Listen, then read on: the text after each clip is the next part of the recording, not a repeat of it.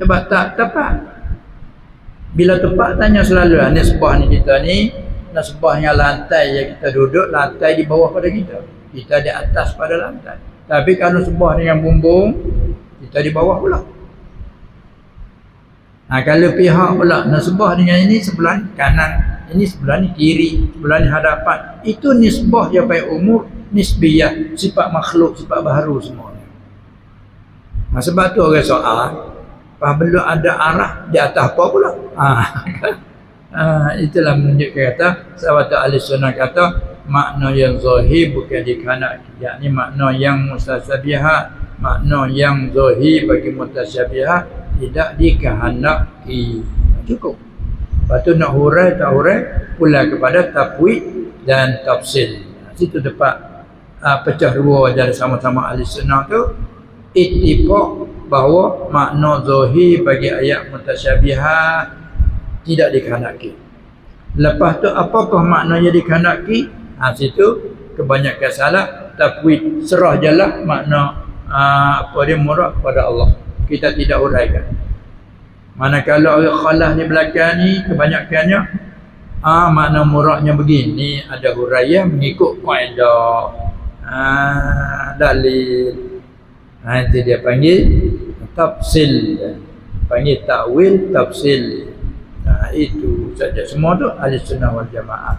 Pendek kata, untuk kita nak mengetahui ini, tetaplah kita belajar, tetaplah kita dia suka mendengar, hubungkan dengan ajaran yang jalanan ahli sunnah wal jamaah. Semoga-moga kita selamat, walaupun kita ni jauh di akhir zaman, kita selamat.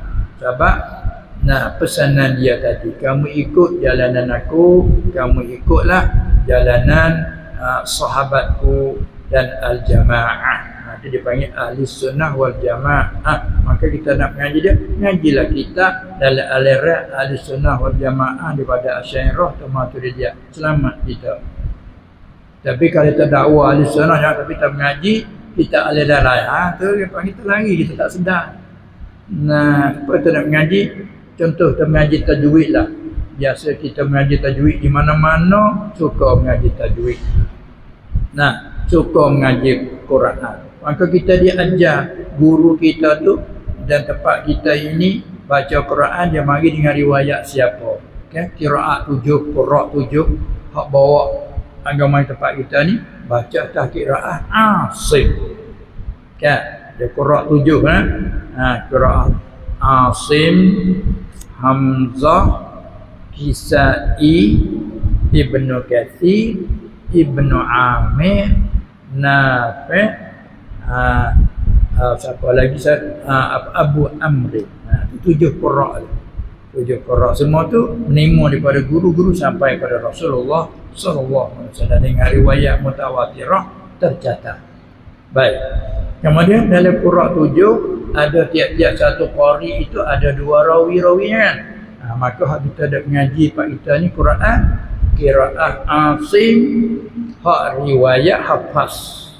Ada satu lagi qiraat Asim juga riwayat Syu'bah, Abu Bakar Syu'bah. Kita tak belajar, kita belajar riwayat Hafs. Maka bila kita mengaji riwayat apa? Kaedah riwayat apa? Cara idgham huruf bagi pada berapa huruf. Ada huruf idgham terbagi pada idgham ma'al gunnah bila gunnah. Kita mengaji idgham ma'al gunnah ada 4 huruf ya wa mim nun. Itu semua tu kita mengaji kaedah. Tapi kalau ada qiraat lain, riwayat lain, huruf idgham ma'al gunnah hanya 2 saja. Mim dengan nun. Ada apa ya ada wa tidak. Ada baca. Faman ya'mal.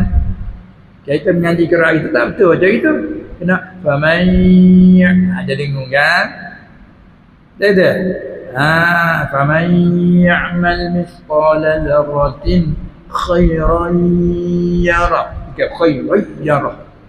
Kalau qiraat lain, faman ya'mal mithqala dzarratin khairan yara. Pak kita kata tak kena tu baca. Tak kena dengan riwayat kita. Ya. Sama lah. Jangan diusuluddin. Diurai ini bukan ahli sunnah ni. Dakwah ahli sunnah ni urai macam ni bukan ahli sunnah. Kita mengaji fiqh pula. Anjing itu suci macam kucing. Ini bukan mazhab Syafi'i. Kan. Tapi kalau tak mengaji satu-satu ikut yang banyak lah. Semua Islam lah. Kan. Jadi orang panggil bercampur aduk lah. Tak pandai beza lah. Sebab tu kita mengaji sebagai asas. Mengaji dulu sebagai asas. Tak ada beza. Lepas tu tak nak mengaji, tambahan mengaji lah. Nak meluaskan ilmu. Itu dia. Itu dah masalahnya. Kemudian dinasihatkan kepada adik-adik, pemuda-pemuda kita yang sedang belajar, khususnya belajarlah bersungguh-sungguh kerana kita harapkan masa depan kita masih muda, jarak masih panjang, yakni pada ghalib dan adabnya kita orang muda masih panjang lagi. Nasbahnya kita orang tua, ghalibnya rasa tak lama dah. Kan? Umur 45, 60, 70 ni umur lebih dah daripada umur ghalib kan. Nabi sendiri Allah Ta'ala ambil dia 63 ya. Ali, Abu Bakar, Umar 63, Uthman 80 lebih. Tiba-tiba kita ni umur 60 lebih, 65, 70, Masya Allah. Ni umur lebih dah ni Allah Ta'ala bagi kita ni. Kita syukur bagi orang muda-muda, orang puluh-puluhan, apalagi umur belasan, 20, itu masih peluang untuk rebut belajar ilmu, apa saja ilmu yang kita minat, tetapi jangan kita ketinggalan ilmu syar'i. Ilmu lain menjadikan wasail. Kita pandai guna, ya bagus sekali.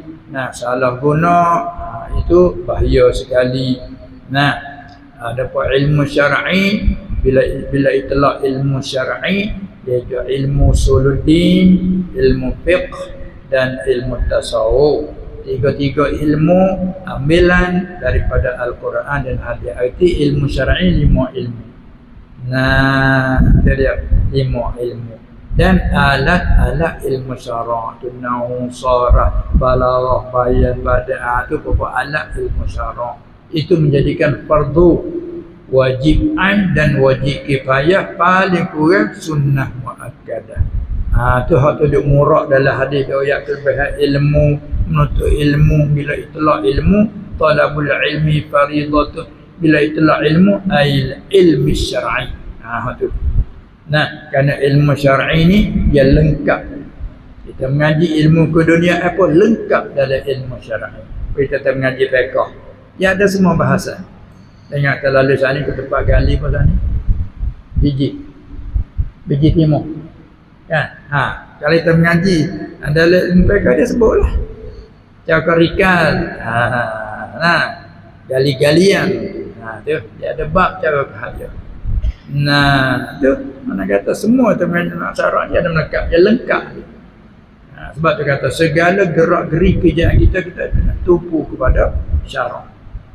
Kita kepandaian dalam medan ini, kita pandai bagaimana alat canggih, pandai, tapi tak lepas daripada dia tinggal syarat. Sebab itulah datang waris pada hadis bila ditanya Nabi SAW, ayyul kasbi atyabu, apakah kerja usaha apakah yang paling baik dan bagus? Nabi menjawab SAW, amalur rajuli biyadihi, kerja seorang dengan tangannya, yang dia dengan usahanya. Maka situ termasuknya ziraah, cocok tanam. Ada yang orang buat kebun, kebun durian, kebun apa saja, apa sawit, itu masalah ziraah, cocok tanam. Islam menggalakkan. Orang yang bijak dalam medan itu pandai mengkawinkan pokok, pandai mengkawinkan durian, pandai pula bagaimana nak dibuat 2 kali setahun, atau bijak pandai usahalah. Antum a'lamu bi amri dunyakum. Nabi SAW kata kepada umatnya, kamu lebih pandai tentang urusan dunia. Ketika dia berhijrah daripada Makkah, hijrah ke Madinah. Bukan tempat negeri lahir dia kan. Dia lahir di Mekah. Hingga sampai umur 50 tahun diizinkan hijrah. Bila hijrah pergi ke Madinah, di Madinah lain bezanya.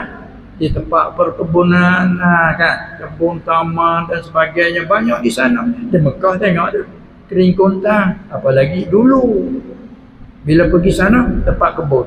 Kita orang duduk di sebelah balik pantai, mari masuk ke hulu berbeza kan. Maka dia tengok orang dak kahwin tamat. Nikah, kahwin tamat. Kan? Kama Allah Ta'ala jadi kehukum adatnya, kalau tidak kahwin dia tak berbuah.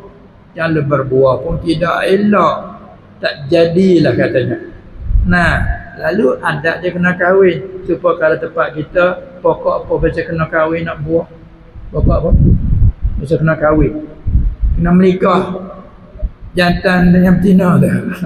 Dia ada lelaki puan juga dia. Pokok apa? Pokok salak. Pokok salak lah. Kena ambil lah. Ini. Taman apa ni. Dipukul atas yang tu. Baru dia buah. Maka tamar. Pokok kurma. Begitu. Dia kena kahwin. Kalau tidak pun musim kemarau. Dia belah. Apabila angin habu yang berada datang dekat sini. Buah. Nabi dah tengok sallallahu alaihi wasallam. Dia tak bisa tengok. Seperti contoh kita orang Kedah pergi ke petani. Tidak ada pokok tal. Di sana pokok tal banyak, ada orang dah sadar tak. Buat apa tu? Kita tanya kan. Cara dia kapit mayam apa itu dia parah, cara buat dia tu. Tak bisa tengok. Tak pernah ni kali pertama. Pasal pelat tengok. Nabi tanya, apa buat gitu? Kata buat gini tak jadi. Nabi kata, Alhamdulillah, takut. Kata awak itu tak apa. Kemungkinan begitulah maknanya. Bagi orang umat, apabila dengan Nabi ucap begitu, tinggal hak lagi tak ada kahwin. Bila musim berbuah, buah yang kahwin, tak buah tidak kahwin. Panggil kahwin tak? Panggil kahwin juga. Tak buah. Apabila disoal bagaimana buah? Tak jadi, Rasulullah jadi hak ni tak jadi. Gitu. Ya. Kerana kalau tak kahwin, dia tak buah. Hidup antum a'lamu bi amri dunyakum atau kama. Tu dia ucap kata, kamu lebih pandai tentang urusan dunia kamu. Kan? Yang kita mengaji bagi elektrik. Oi pandai. Kita tak pandai nak sentuh, tak berani. Tak buat luka-luka tak berani. Tapi orang pandai, dia pegang main-main, dia tahu cara dia. Ni tengok ni alat-alat canggih ni. Kita tak pandai ni. Telefon pun tak pandai. Salahnya begitu. Tapi orang yang tidak pandai, dia tahu lebih.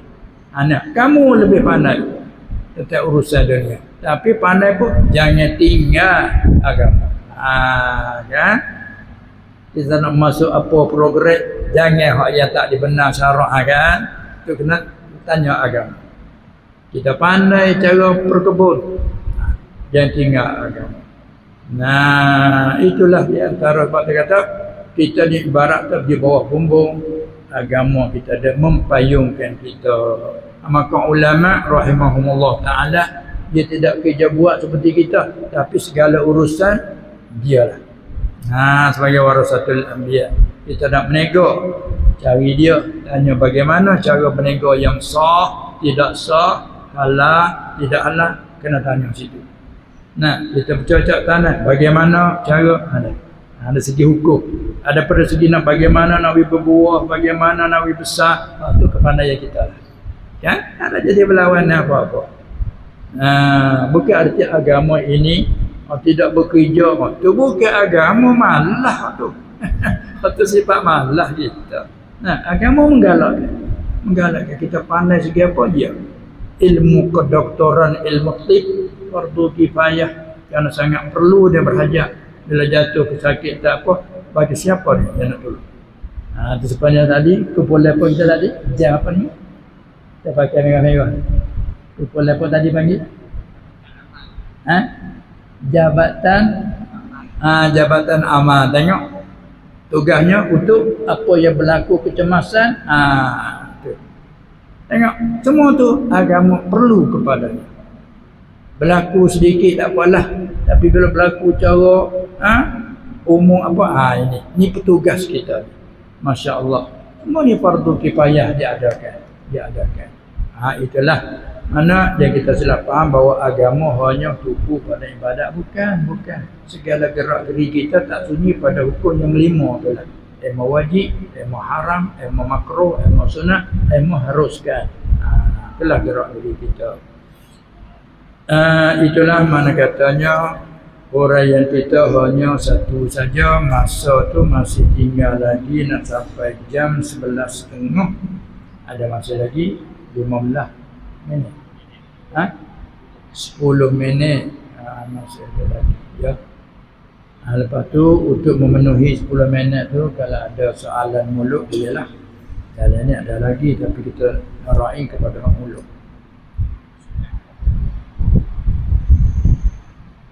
Boleh kalau ada soalan secara mubasyarah berkaitan dengan ibadat.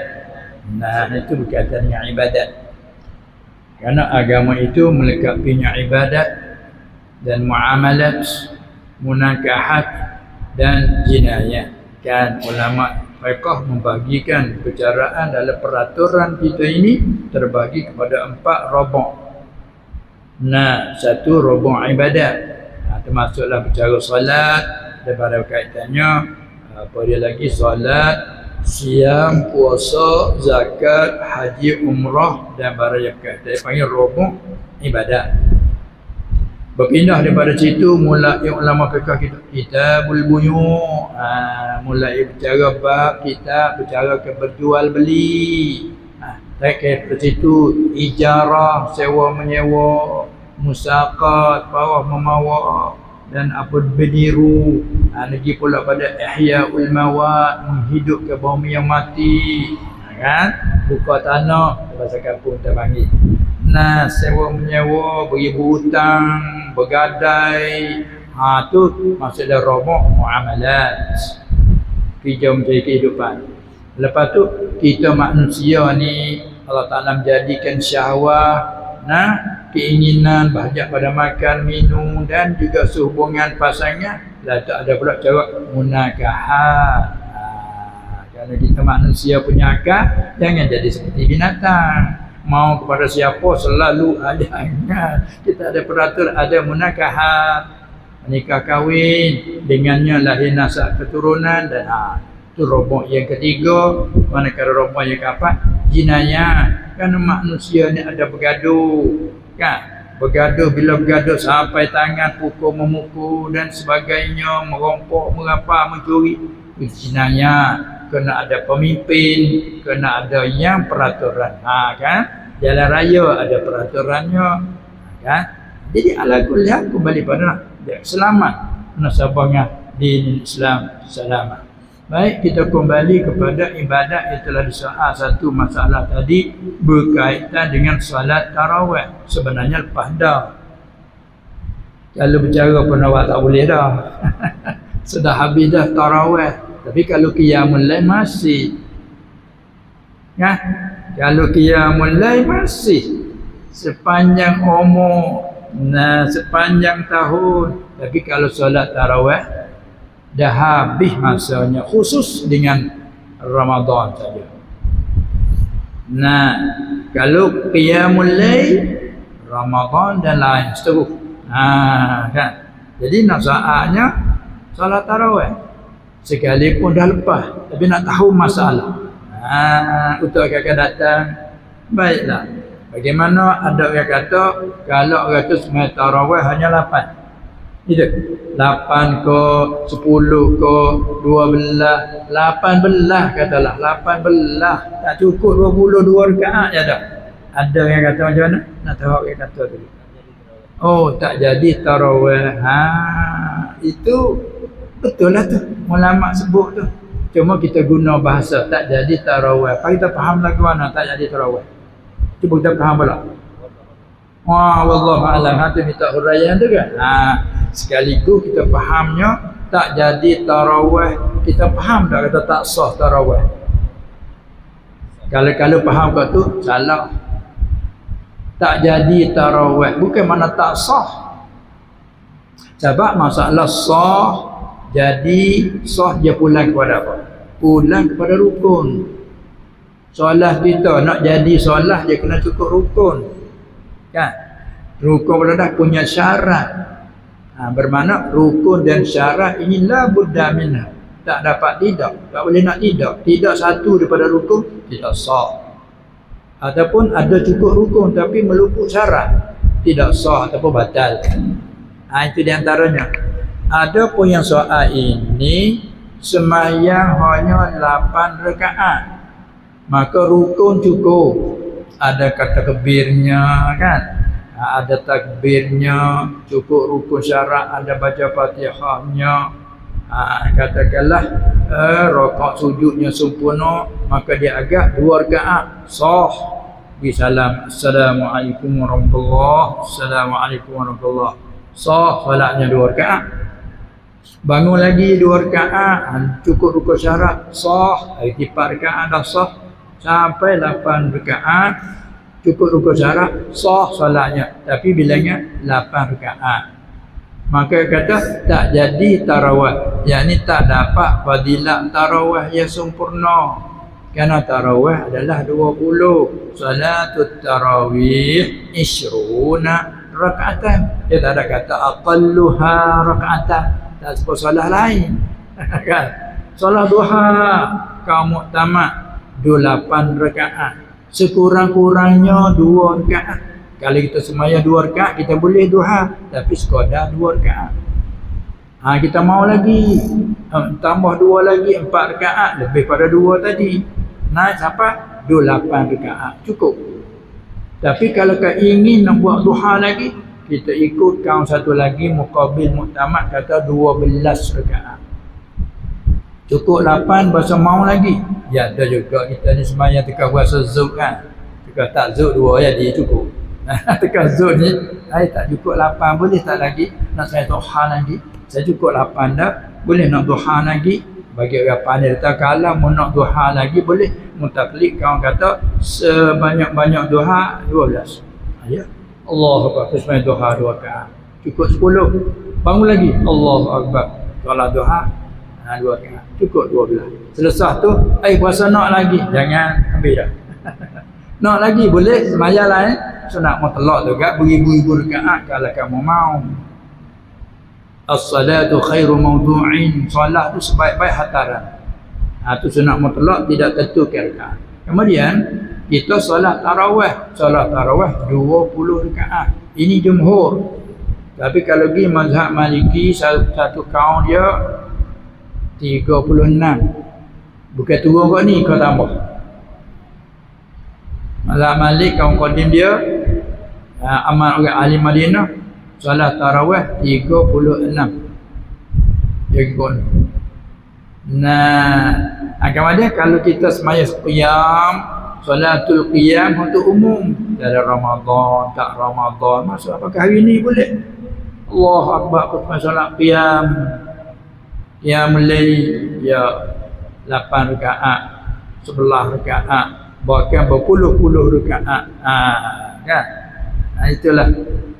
Jadi bila kita tahu Ramadan ni tidak ada perbantahan dan pertengkaran. Bagi siapa nak buat 2, ya okey sah. Nak buat 4 aja keluar, tak ada hak.